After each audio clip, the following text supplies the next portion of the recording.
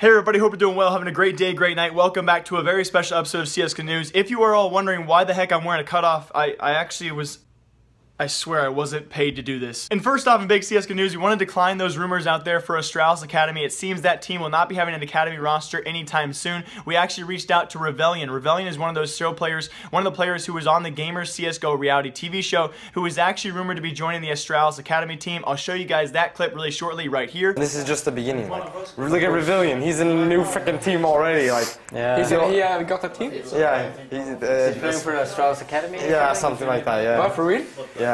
But that rumor has been dispelled. It actually wasn't even a rumor, just a sheer miscommunication from the TV show. It does seem, though, he has been signed to an organization, an esports team, an academy roster for Sorby. It's actually a team that is closely related to Refresh, and if you guys do not know, Refresh is the Astralis owner, so that was the miscommunication there. He's actually linked to this academy team. I'll link their Twitter on screen for all of you. He's actually a part of their academy roster, and they are linked very closely to Astralis, but he will not be playing for Astralis Academy, and going forward, Astralis will not have an academy roster, at least not yet. And also in big news, in yesterday's news, again, that video will be linked down below for all of you who need further explanation. We had Summit1g apparently leaving Team Mythic. Now, more news for all of you. I actually misinformed you yesterday. We now have all the news compiled together as of what we have as of right now. It seems by this Friday we should have Summit's actual agreement and statement on whether he's going to pursue CSGO at a lower tier professional level for Team Mythic going forward or not. It seems the leader of Mythic.gg, the stream team, that is Flom on screen for all of you, he has given Summit until Friday to make his final choice as to whether he's going to stick with the team or not. Many of you know it was months ago where Summit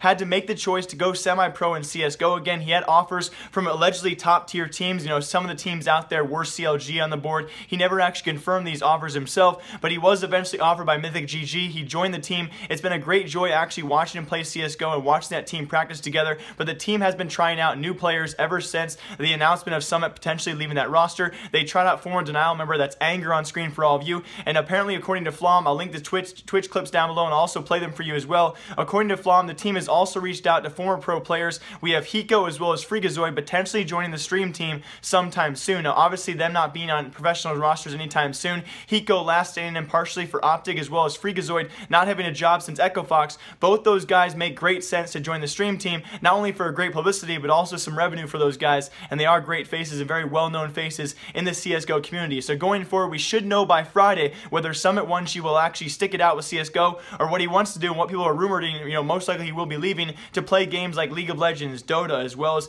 you know, other games out there like PUBG or maybe even who knows what. The guy obviously wants to enjoy himself and stream what he wants to stream, so it does seem likely Summit1g will be leaving CSGO for the time being, as well as Mythic.gg. Here are clips of what Flom said, alluding to what we're actually seeing in the future. You guys know we used to play with Anger way back in the day. In fact, that was when not only myself, but Anger had probably one of the best like seasons in Invite for a while. But he used to be a teammate for a very long time with the Dren. Jared is currently figuring out what he wants to do for next season. We basically, you know, as much as we didn't really want to, but we kind of had to like force. We told him, you know, we want a decision from him by Friday. And before I get into my next story about ESL Pro League relegation matches, which gets really confusing, I already recorded it and I almost don't understand it myself, but I hope you guys all enjoy that next story. Our first big story for all of you in the title was, of course, the CSGO Operation Countdown Timer. Now, what I meant by this was literally what I said in the title. There is actually a CSGO counter out there from our last operation. I'll link this website down below for all of you, an entire website dedicated to the countdown. Since our prior operation for all of you, we have now broken 43 weeks. We are just shy of 10 weeks away from our 1-year anniversary since our last operation, guys, in CSGO. So the CSGO countdown operator has started, and don't forget, I certainly have not forgot what I've said. If we do not get an operation during this month of May, unfortunately enough for me, I'm going to give away a $200 knife or $200 in skins. So please, Gaben, give me a freaking operation. And even if that does not happen, guys, hopefully before the end of June, we will have an operation before our actual next major in July as well. We can only pray at this time, but as of right now, we are over 43 weeks since our last CSGO operation, which is absolutely insane to think about. But even more importantly, I want to talk about ESL Pro League Season 6 relegation matches. They're actually going on as we speak. As you guys are watching this video, we have Season 5 relegation matches going to determine the last 2 teams who get spots for Season 6. And this is big for these teams. It's big money, big sponsorships. It's big for teams like Team Big, the German team, who's also competing against Virtus Pro, Hellraisers, and also Penta Gaming. Now, it does seem, as of right now, we confirm from Zen, one of the actual Penta roster members, he contacted us about this problem. ESL can continuing to stick to their rules and not bending when it comes to rescheduling events. We had throughout ESL Pro League several teams, of course, throughout a 9 or 10 week league, you're going to have several teams who miss matches. ESL does not bend. They do not reschedule. If you miss your date, you are often forfeited. Now, it does seem as of right now, we had 3 of the 4 teams in these relegation matches. Of those 4 teams, it was everyone besides Hellraisers. So it was Virtus Pro, Big, and Penta, who all told ESL they should reschedule their relegation matches because they all had things going on previously or prior to. ESL did not bend. They stuck to the rules, and unfortunately enough for Penta Gaming, they got off their flights. They missed their initial flights back from Mountain Dew League season finals earlier this week. They missed their flights, got off their flight just in time, 30 minutes before the match started, and they lost that match. They are now in the losers bracket final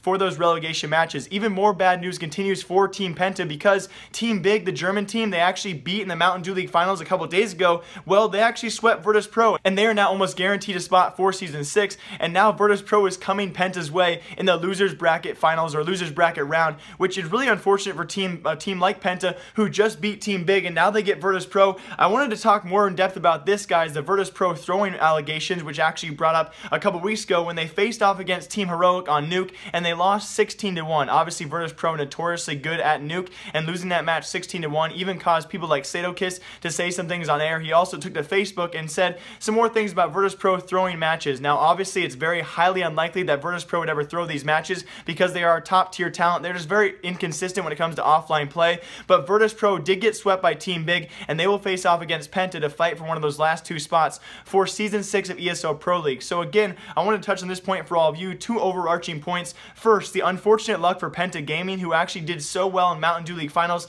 They were possibly going to face off against Team Big, but unfortunately enough, Team Big faces off against Virtus Pro and beats them. Now they get to land Virtus Pro and they have to beat them in a best of 3 to actually have a chance at Season 6. And more on top of that, even more news for all of you, ESL will not bend their rules. They will stick to the rulings. If you don't make an ESL time, they're not going to reschedule for you. They actually sent me these shirts last month because I wanted them. I don't know what I was going to do with them, but they sent me...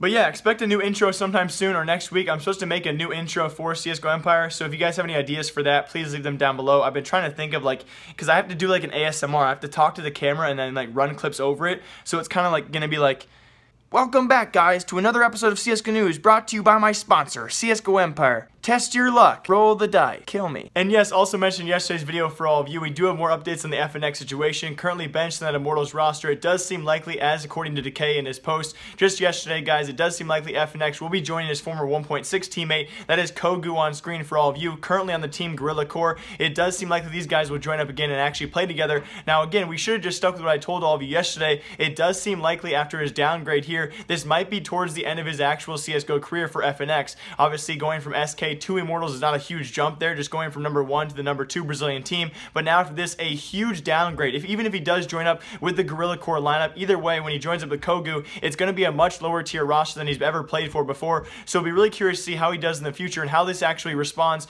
to his interpersonal decisions he's actually had and his attitude problems or internal issues he's had with every team thus far. So big things or small things coming forward for FNX in the future. We'll have to see what happens. And lastly, for today's episode of CSGO News, I do want to show you our qualified team so far for the PGL minor qualifiers. We do have our American as well as our Asian teams through. I'll show you guys those on screen. I'm sorry for the pictures being so small for all of you. As of right now, though, we do still have our 16 teams who have qualified for both the CIS regions as well as the European regions, and they'll both be competing for 8 spots in those CIS minor as well as the European minor. You can see on screen, actually, one of those CIS teams, K29, is a Belarus team, the first ever, or at least one of the very few Belarus teams out there for CSGO who's actually qualified for the minor. They actually got through off a disqualification of a team they played, a Russian team known as Hala Ares. They actually had a previously VAC-banned player on their roster, and they were DQ'd, so K29 did sneak through. Then the European side of things, you see those 16 teams, again, competing for 8 spots for the minor itself. They actually do have NIP qualifying that last chance, number 4 qualify for Europe,